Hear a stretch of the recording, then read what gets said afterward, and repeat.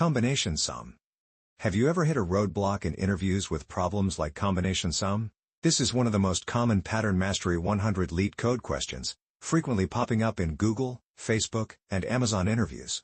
Did you know over 40% of candidates stumble here, not because the algorithm is hard, but because backtracking can be intimidating at first glance? Today, we're going to master combination sum step by step, so you can ace this must-know coding pattern and never freeze up again. Let's break down combination sum. We're given an array of unique positive integers called candidates and a target number. Our goal? Find all unique combinations where the numbers sum up to the target. Each number in candidate test can be chosen unlimited times, and combinations must not be duplicated or rearranged. We need to return a list of all possible combinations, with each combination as a list. What are the challenges? A brute force approach would be to try every subset, but that's exponential time, way too slow. We need a smart strategy. This is a textbook backtracking problem.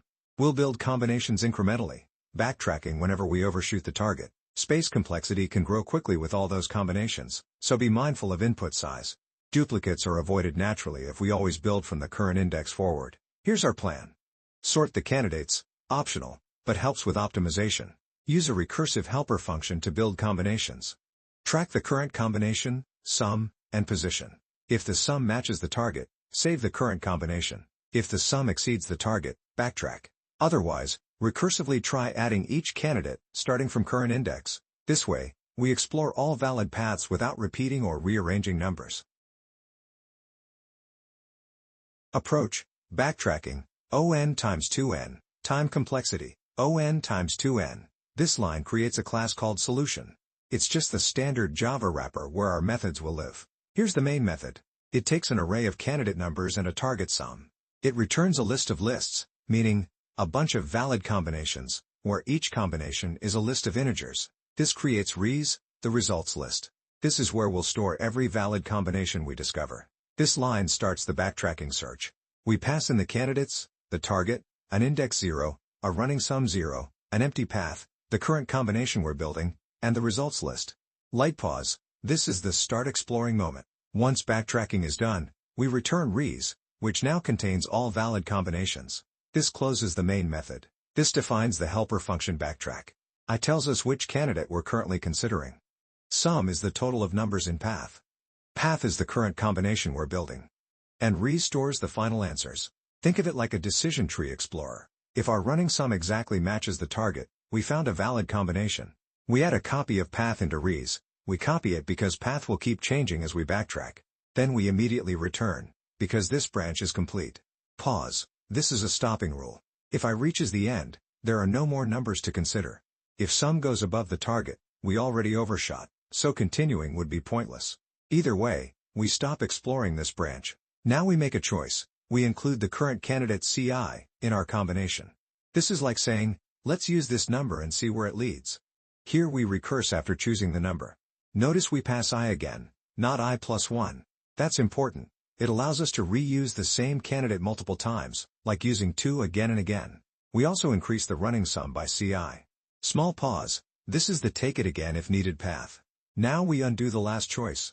We remove the most recently added number from path. This is classic backtracking. Try a choice, explore it, then rewind so we can try a different choice. Now we explore the other option. Skip the current candidate and move to the next one by using I plus 1. The sum stays the same because we didn't add anything. This is the don't take it, move on branch. This closes the backtrack method, and this closes the class. Final wrap-up.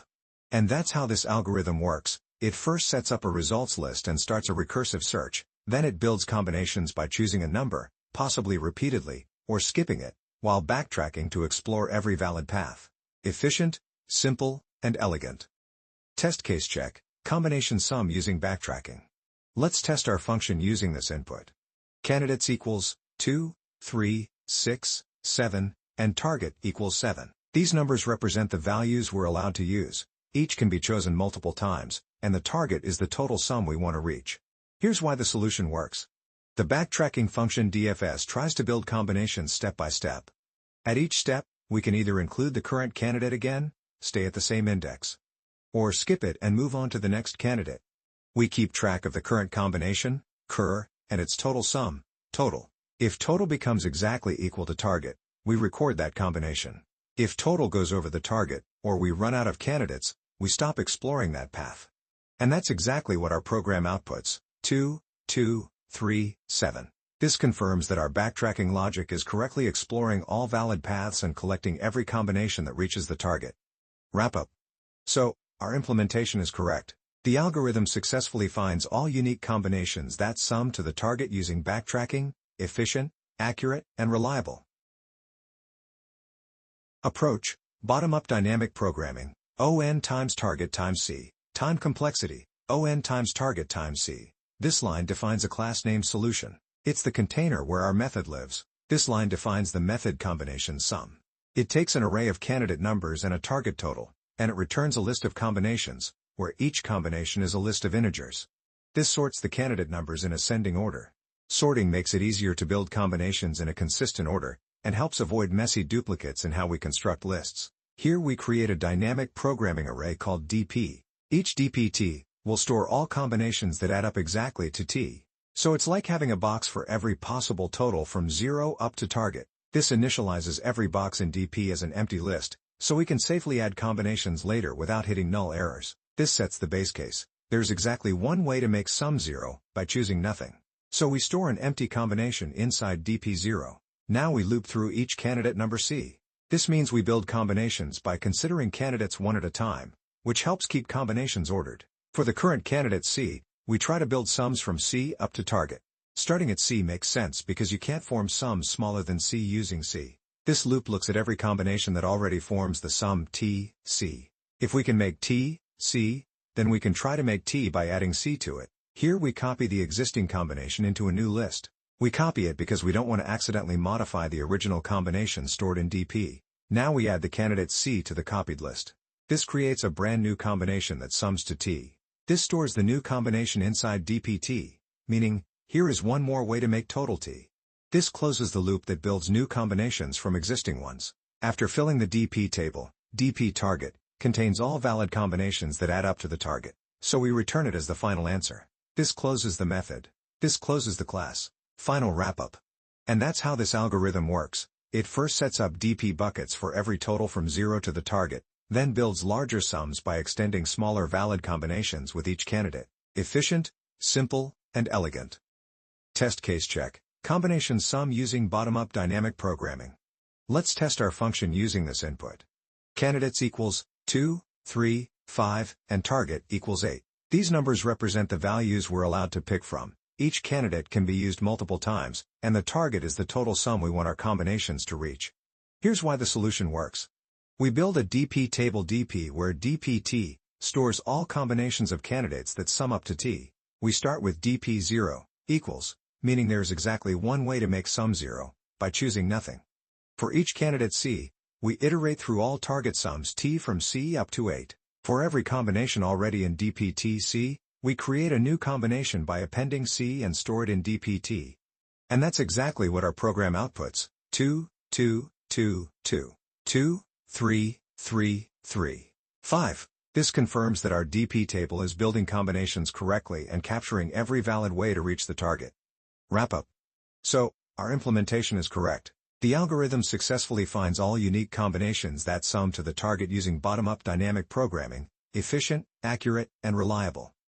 Recap script, combination sum. Let's do a recap. Ever felt stuck on backtracking problems like combination sum? You're not alone. This one trips up tons of candidates because it looks more complex than it really is. But once you understand the pattern behind it, you'll see it's just structured exploration. And suddenly, backtracking becomes your best friend in interviews. Breakdown recap. We started by defining the goal. Find all unique combinations of numbers that add up exactly to a target. Each number can be used multiple times, and order doesn't matter, only the sum does. It's a search problem wrapped in logic and structure. Assess recap. We compared brute force to backtracking. Brute force tries every subset, chaotic and slow. Backtracking, however, builds combinations piece by piece and abandons paths that overshoot the target.